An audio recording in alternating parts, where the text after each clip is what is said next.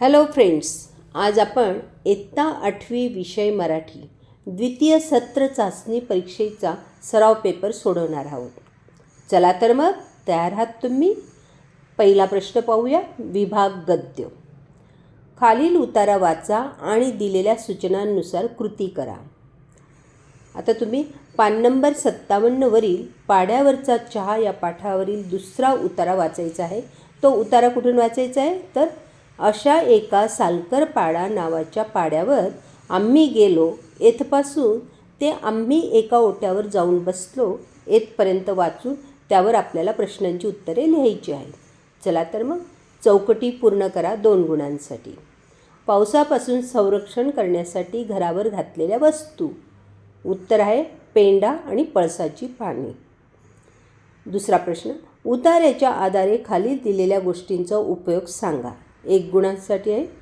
बांबूच्या काठ्या कशासाठी वापरतात? खोपटाच्या भिंतीसाठी. सारवलेला ओटा उठण्या बसण्यासाठी म्हणजे बसण्या उठण्यासाठी. पुढचा प्रश्न आहे. गटात न बसणारा शब्द शोधून लिहा.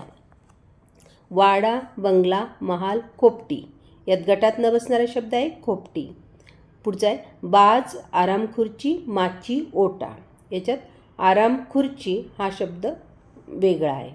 1 गुणांसाठी आहे. पुढचा आहे पाडा म्हणजे काय? हा पण 1 गुणासाठी आहे. 7 ते 8 किंवा 10 ते 15 खोपटी म्हणजे पाडा होय. पुढचा प्रश्न आहे. उतार्यात कोणत्या पाड्याचे वर्णन केले आहे? 1 गुणासाठी. उतार्यात सालकर पाड्याचे वर्णन केले आहे. पुढचं स्वमत लिहायचे 2 गुणांसाठी तुम्ही. आदिवासी पाड्यातील खोपट्याचे वर्णन तुमच्या शब्दात लिहा. उत्तर.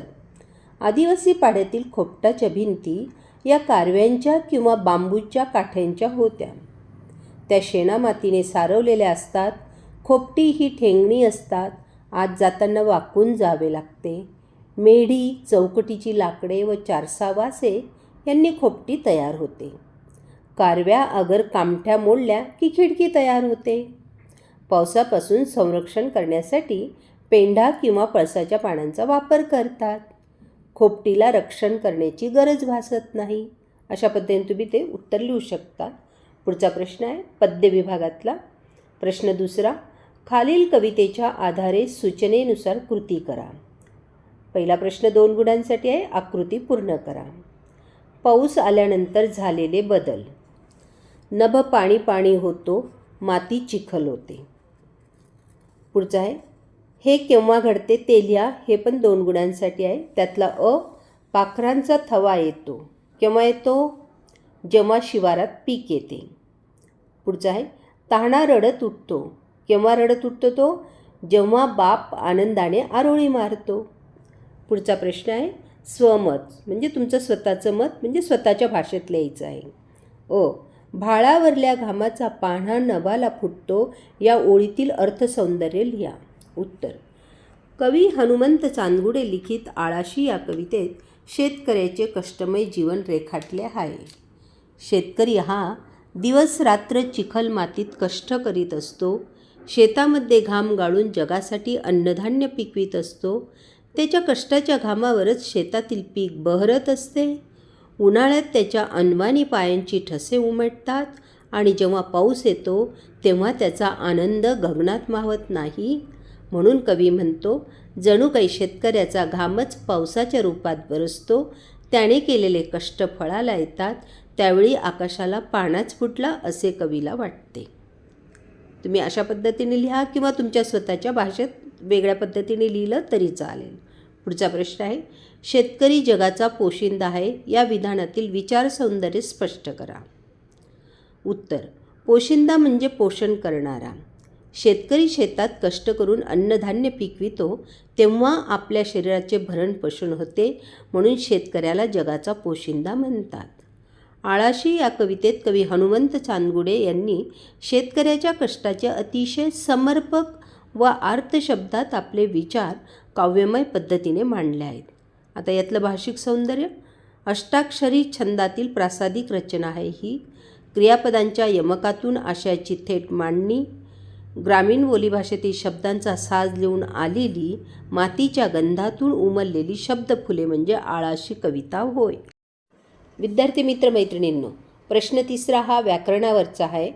तर काही शाळांमध्ये समानार्थी शब्द, विरुद्धार्थी शब्द, वाक्प्रचार अशा पद्धतीने प्रश्न विचारलेले असतात आणि काही शाळांमध्ये समास ओळखा, अलंकार ओळखा असे प्रश्न विचारलेले असतात. तर आज आपण समास ओळखा पाहूया. गजानन. गजाननची फोड कशी करायची? गजाचे आनन. गजाचे म्हणजे हत्तीचे आणि आनन म्हणजे तोंड. गजाचे आनन ज्याला आहे असा तो म्हणजे कोण? गणपती. म्हणून हा बहुव्रीही समास आहे आणि बहुव्रीही समासाची व्याख्या लक्षात ठेवायची आहे. ज्या सामासिक शब्दातील दोन्ही पदे महत्त्वाची नसून त्यावरून वेगळ्या पदाचा बोध होतो त्यास बहुव्रीही समास म्हणतात.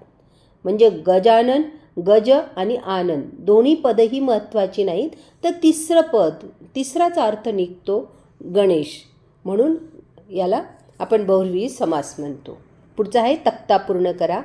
वाक्य दिलेलं आहे, त्याचे अक्षर मोत्यासारखे सुंदर आहे. यात उपमेय कोणतं आहे? त्याचे अक्षर. उपमान मोती आणि साम्यवाचक शब्द कोणता आहे? सारखे. पुढचा प्रश्न आहे अलंकार ओळखा. बोलक्या बाहुलीची बडबड बहु बरवी. हा अनुप्रास अलंकार आहे. अनुप्रास अलंकार म्हणजे काय? तर एखाद्या शब्दाची पुन्हा पुन्हा पुनरावृत्ती होणे. ब या शब्दाची येथे पुनरावृत्ती झाली आहे म्हणून हा अनुप्रास अलंकार आहे. विद्यार्थी मित्र मैत्रिणींनो, आज आपण 20 गुणांची चाचणी परीक्षेची प्रश्नपत्रिका सोडवलेली आहे. तुम्हाला परीक्षेसाठी बेस्ट ऑफ लक. व्हिडिओला लाईक अँड शेअर करा, सबस्क्राईब करा. डिस्क्रिप्शनमध्ये इतर व्हिडिओची प्लेलिस्टची लिंक दिली आहे, तीही तुम्ही अवश्य पहा. पुन्हा भेटूया एका नवीन व्हिडिओसह. धन्यवाद.